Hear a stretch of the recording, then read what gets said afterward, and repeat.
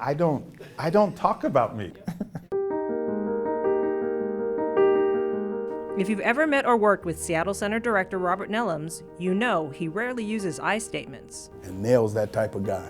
Nell's not going to, he's humble. Robert is not a look at me kind of person, and every opportunity that he has, he uplifts the work of his team. I love to be out in the public realm telling people about what all the things our staff are doing, all the things our partners are doing, all the things that we collectively are doing. Even in his office, it's what you don't see that speaks to his character, his humility. His awards and accolades sit largely out of view. He's happy just making it happen and not being someone that wants credit for it. I would like to see him get more praise for the stuff he's done, but that's just me. I'm Mom. Robert, his mom, and his younger sister grew up in Seattle's Beacon Hill neighborhood. His father passed away before he turned 2, but he was far from being alone. There was my grandfather, my two great uncles, two aunts, an uncle, my great grandmother, and us.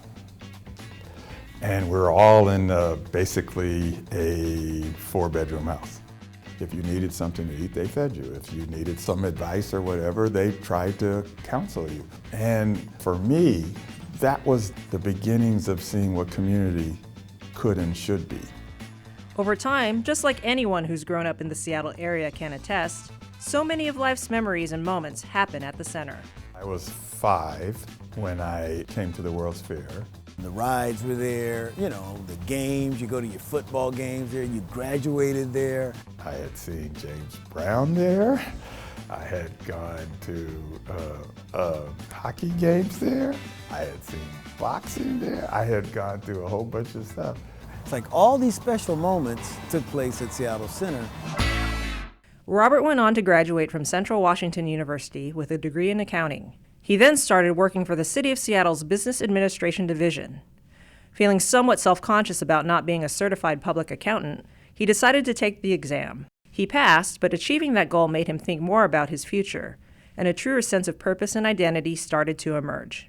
I got hit with a wave, and that wave was, are you sure this is what you want to do? And I couldn't articulate it to a lot of people, but I knew deep inside of me that that answer was no. It just so happened that within a few months, I got a call from Virginia Anderson from Seattle Center. I think it was the 3rd interview, and he was a little cranky. And I just asked him, what's going on? Like, you seem angry that you're still part of this process. I don't want this to be an affirmative action thing or anything like that. She took it as, you arrogant SOB. I told Robert, I can't afford to put someone here who cannot succeed.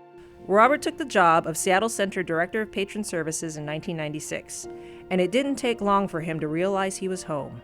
So the first day Robert came to work, I said, well, I'd like you to take the day, and this is the last day of our Summer Arts Academy. And I walked over to the performance, and I stood in the doorway and I watched. I couldn't believe what I was seeing.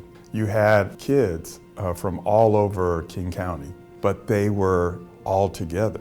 There were people who were in wheelchairs, and people were cheering them on. And in the front row, there was a bunch of donors. They're crying their eyes out. And I'm sitting there going, this is exactly the kinds of things that I want to do. And so that told me I was in the right place. And from that point forward, I just tried to make sure that I was worthy of being in the right place. He became Deputy Director in 1998 and was promoted to Seattle Center Director in 2006. His desire has always been to run the center as a community gathering place. I have tried to create the same kind of place that I was raised in. Everybody should feel like they belong here. And there's nothing better than to be in a place where you feel comfortable. Because if you can feel that, then you can let yourself out. You can be your best self. You know all the black folks in the city who are in lead positions. It was comforting. He wants to hear what you have to say, and that's empowering to speak your truth, right? To have a leader that says, I want to hear what you have to say. He's in a leadership role, which makes a difference. He's not on the bottom, he's on the top. And then look what he's accomplished for this city. The thing I'm most proud of is the Seattle-King County Clinic. It is one of the best things we do.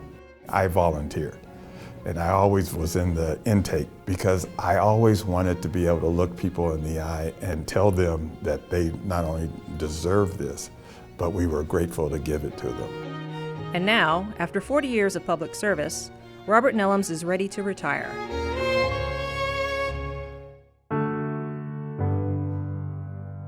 For me, it's been a joyous ride, and I couldn't be happier with how it has turned out.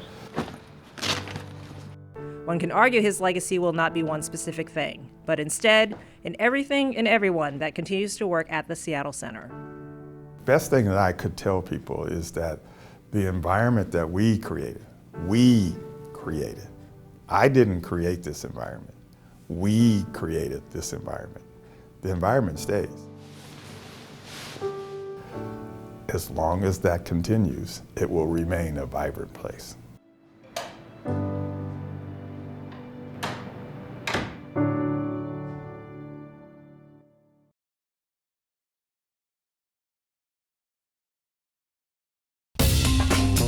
Watch CityStream Tuesday nights at 7 on the Seattle Channel, or find us anytime online at seattle.gov.